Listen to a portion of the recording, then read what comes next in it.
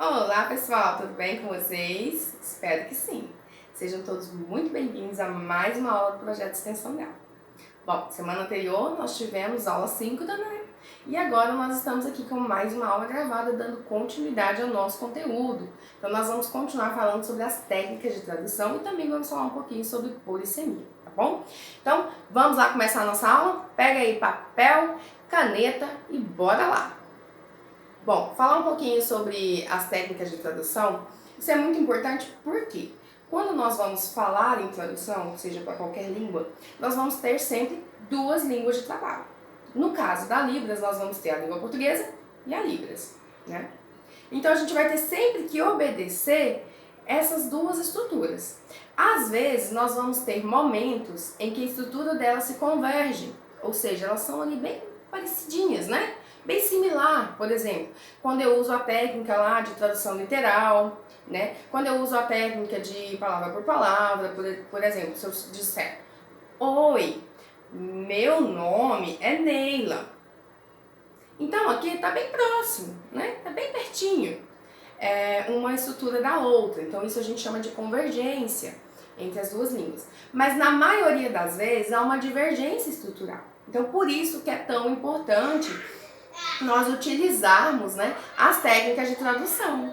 Então, bora lá, hoje vou citar aqui hoje para vocês 3 técnicas que a gente utiliza, né, quando há divergência. 2 delas eu já citei um pouco na aula anterior, mas a gente vai estar falando um pouquinho mais e aí a gente vai estar aprofundando alguns detalhes, tá, a mais da técnica que eu falei já na aula anterior, tá bom? Então, a primeira técnica que eu vou falar para vocês é a transposição. O que é transposição? Então, a transposição é quando eu modifico a estrutura, né, morfológica e sintática de uma língua para me fazer entender na outra língua. Por quê? Porque cada uma tem uma estrutura diferente. Quando eu vejo essa sinalização, parece que está normal, mas quando eu vou estudar a gramática de uma língua e da outra, eu percebo que eu fiz essa transposição, que eu modifiquei a estrutura de uma língua para outra. Vamos lá a um exemplo, né? Eu posso dizer assim, por exemplo, em português. Ele fez a atividade rapidamente. Aí se eu for fazer em Libras, eu vou fazer, né?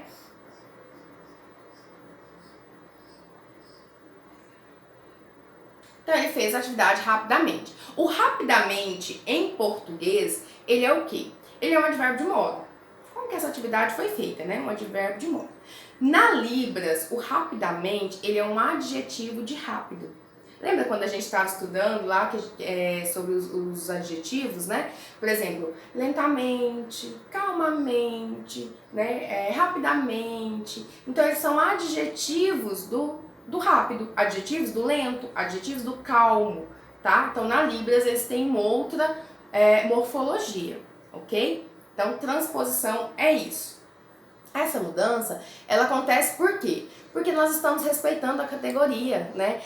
Como eu disse, ela parece que não teve aquela mudança, né? Quando eu falo ali o sinal, porque eu fiz aqui o sinal rapidamente, né? Não teve muita mudança na fala, na estrutura dos sinais. Mas ela tem uma estrutura, uma gramática, quando eu vou aprofundar ali na gramática, eu vejo que ela é diferente. Né? Ele não é um advérbio de modo, ele é um adjetivo de rápido, um adjetivo de lento, um adjetivo de calmo, tá bom? Outra técnica que eu já ensinei, falei um pouquinho sobre na aula anterior, foi sobre a técnica de melhorias. Eu não citei a técnica toda, mas eu citei sobre as boias do discurso, que é considerado melhoria, que a gente utiliza. Por exemplo, se eu fizesse uma frase assim, ó, eu vou ao supermercado comprar.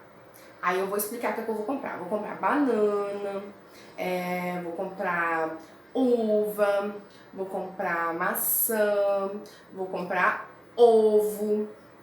Aí a banana estava de promoção, mas a uva, a maçã e o ovo estavam caros. Como que eu posso utilizar aqui boias do discurso para poder facilitar a minha interpretação, melhorar a minha interpretação? Posso fazer assim, ó.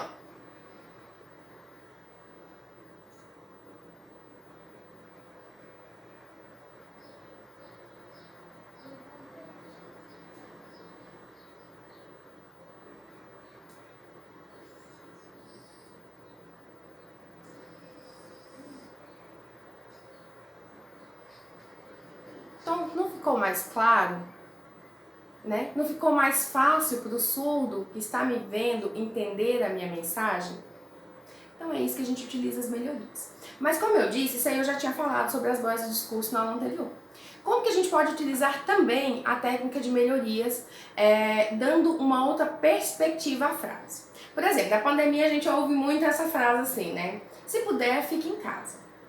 Para interpretar, eu posso usar uma outra perspectiva da frase. Eu posso dizer assim, ó, evite sair. Não é a mesma coisa que se puder, fique em casa? Então, em vez de eu falar, interpretar a frase, né, se puder, fique em casa, que é a ação que você precisa fazer, eu interpretei dando uma outra perspectiva, eu interpretei uma ação que você deve evitar fazer. Então, evite sair. Então eu já incorporei, em vez de falar se puder, fique em casa. Não, eu já consegui dar uma outra perspectiva e fazer assim, dar uma melhoria na minha interpretação. Combinado até aqui? Tudo certinho? Lembrando que as dúvidas é lá no nosso grupo no WhatsApp, ok? Bom, continuando aqui. Outra técnica que eu também falei um pouquinho com vocês na anterior foi sobre equivalência, né? Que é quando eu extraio o sentido da frase. Tá? Ela também é muito utilizada quando há a divergência de uma estrutura para outra, né? Eu não posso falar que água mole em pedra dura tanto bate até que fura, que foi o exemplo, né, que eu dei na aula anterior e inclusive expliquei como que a gente extrai o sentido e faz essa tradução em libras, tá bom? Então essas três técnicas a gente utiliza muito por causa da divergência que ocorre na maioria das vezes que a gente está sinalizando ou fazendo voz, ok? Então agora vamos lá um pouquinho falar sobre a estrutura da língua portuguesa, né? Na maioria das vezes, a estrutura frasal da língua portuguesa é sujeito, verbo, objeto. É SVO, né? É a mais conhecida na língua portuguesa, é o modo que a maioria de nós falamos, né? No dia a dia, com os ouvintes. E já na Libras, além dessa possibilidade de sujeito, verbo, objeto, nós temos também a possibilidade sujeito, objeto, verbo. E a outra possibilidade que nós temos na Libras também é objeto, sujeito, verbo. Observaram que essa daqui ela é bem convergente com a língua portuguesa, né? É igual quando eu disse, por exemplo, eu posso dizer uma frase aqui. Ela estuda universidade. Então, ela, sujeito. Estudar, verbo. E o universidade, ou complemento, ou objeto, né? Então, sujeito, verbo, objeto. Tá bem aqui parecido. É uma frase simples. Se eu fizer, né, é bom ser entendida, se eu fizer assim, né? Porque é uma frase, eu não tô fazendo um texto, uma tradução, aqui ouvindo alguém fazendo a tradução. Então, uma coisa simples, dá pra, ok, fazer essa convergência entre as duas línguas. Mas na maioria das vezes, os surdos, eles optam por eles entendem melhor quando nós utilizamos essas duas aqui de baixo, que vem, as duas têm o que de comum? O verbo vem no final, a ação aparece no final dessas duas aqui, né? Então, por exemplo, na estrutura, eu fiz a frase, né? Ela estuda na universidade. Eu poderia fazer sujeito, objeto, verbo. Então, como que eu poderia fazer isso? Eu colocaria ela, universidade, aí o verbo no final, estudar, né? Então, esse tipo aqui, os surdos, eles entendem melhor, né? Agora, quando eu digo também da outra forma, universidade, ela, estudar. Então, o verbo novamente no final da frase. Então, aqui eu fiz objeto, sujeito, verbo. Tá? Então essas duas opções aqui são as mais coerentes, que mais clareiam para o surdo.